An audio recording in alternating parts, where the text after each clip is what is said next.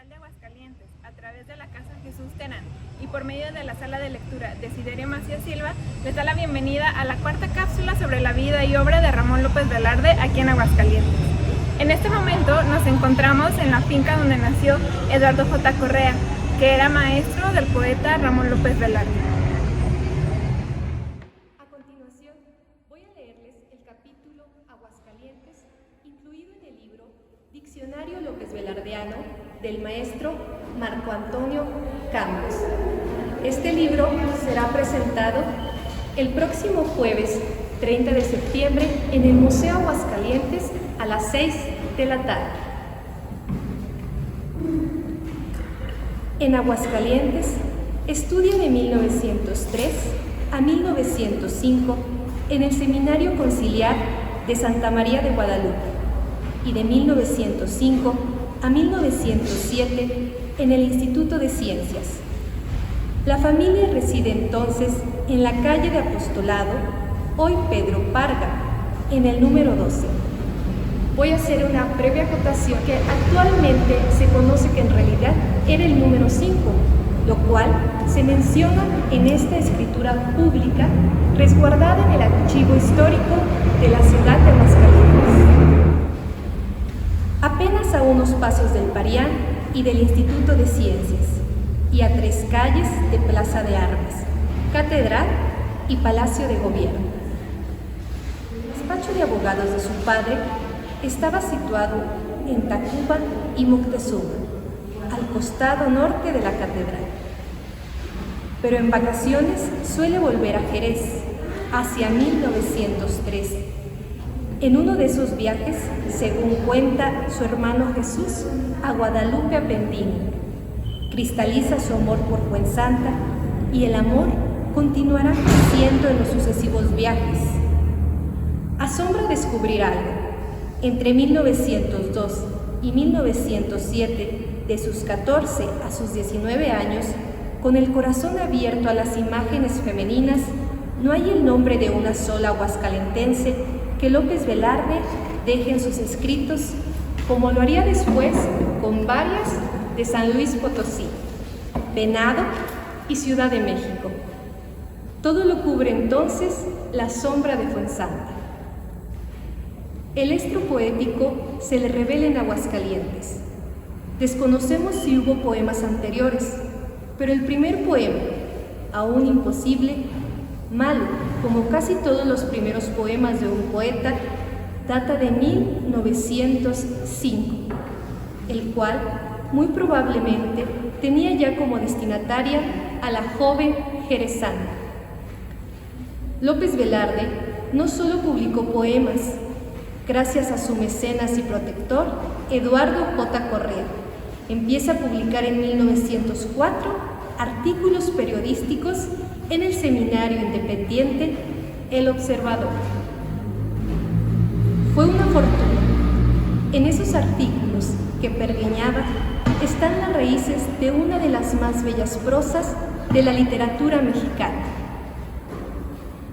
Salvo en Ciudad de México, donde conoció a lo más granado de la intelectualidad de la década de los años 10, en ninguna otra ciudad formó parte de una cofradía con los mismos intereses literarios y artísticos.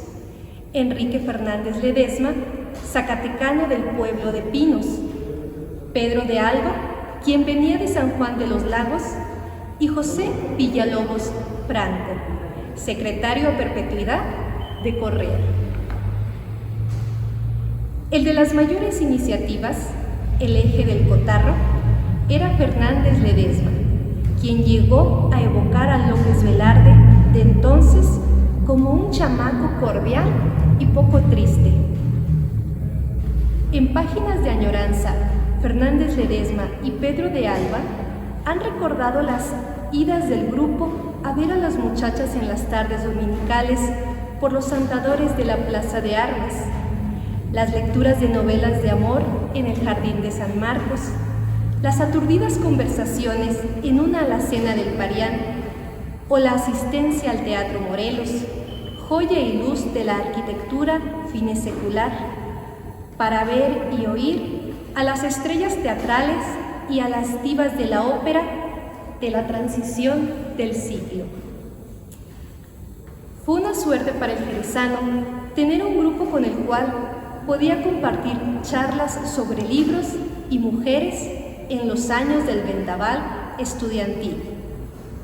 Para un hombre de talento prodigioso como López Velarde, cualquier mínima luz era suficiente para crear en poesía o en prosa un relámpago o una estrella.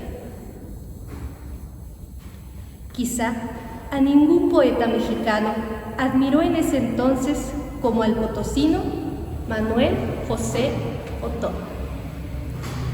En 1902 había aparecido Poemas rústicos en Ciudad de México. López Velarde parece haber leído el libro muy pronto. En su simpático artículo sobre la revista Bohemio, evoca las 3 veces que él y sus amigos vieron a Otón en la ciudad de Aguascalientes, cuando iba como un gran invitado del gobernador porfirista Alejandro Vázquez del Mercado. A la muerte de Otón, en noviembre de 1906, leyó casi de inmediato en revistas de la capital El idilio salvaje, que a José Emilio Pacheco le parece el mejor poema del siglo XIX, que termina con la caída de Díaz. Luego de la muerte de Otón, ya en San Luis, ya en Ciudad de México, siguió reclamando en acres artículos a los ignorantes y estólidos potosinos por no levantar una estatua y no enterrar en una tumba digna a quien creó el más hermoso poema de los bosques. En 1916, aún dedica la primera edición de su primer libro a la memoria de los espíritus de Manuel Gutiérrez Nájera y Manuel José Otón. En la segunda edición añade a Fuensanta Josefa de los Ríos. Bohemia. En el Archivo Histórico del Estado de Aguascalientes se resguarda una copia de la revista Bohemio, donde intervino también el autor López Velarde. La revista literaria del grupo, contra lo dicho por López Velarde, de que duró solo 2 números a causa de las sustracciones crematísticas de su director Fernández Ledesma, llegó hasta el número 9. La aventura persistió 2 años, 1906 y 1907. Empezaron dirigiéndola Fernández Ledesma y Pedro de Alba, y la terminaron como directores Fernández Ledesma y Villalobos Franco. Desde luego, en Bohemio, López Velarde firmaba con su seudónimo. En esta revista se incluye un poema firmado también con el seudónimo Ricardo Buener Olivares, titulado Suiza. Al Aguascalientes porfiriano del primer decenio del siglo XX llegaba el ferrocarril y en las calles corría el tren eléctrico y se multiplicaban iglesias, casas, hoteles y aún algún castillo, diseñados y construidos por la imaginación simétrica del maestro de obras zacatecano José Refugio Reyes, quien también intervino en la edificación del archivo histórico donde estamos filmando actualmente este video. Sin duda alguna, Refugio Reyes era un hombre de genio. Continuaban, luego de décadas, las piadosas locuras enciclopedistas de Jesús Díaz de León y se encandilaba en sus repetidos sueños reeleccionistas el gobernador Vázquez del Mercado. López Velarde empezó a beber las aguas afectivas y literarias del manantial misericordioso de aquel apartado Aguascalientes que a Pedro de Alba le pareció a su llegada de San Juan de los Lagos una ciudad musical.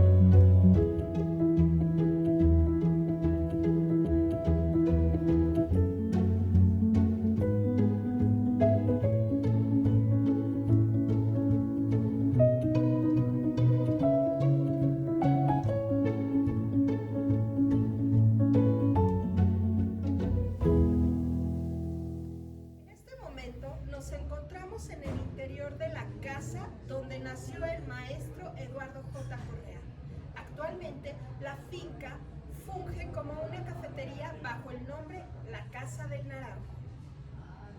A nombre del Instituto Cultural de Aguascalientes, a través de la Casa Jesús Terán y por medio de la Sala de Lectura Desiderio Macías Silva, agradecemos el favor de su atención. Así también hacemos un agradecimiento especial al maestro Marco Antonio Campos por su libro, las aportaciones que nos ha hecho, y también queremos agradecer al Archivo Histórico del Estado de Aguascalientes por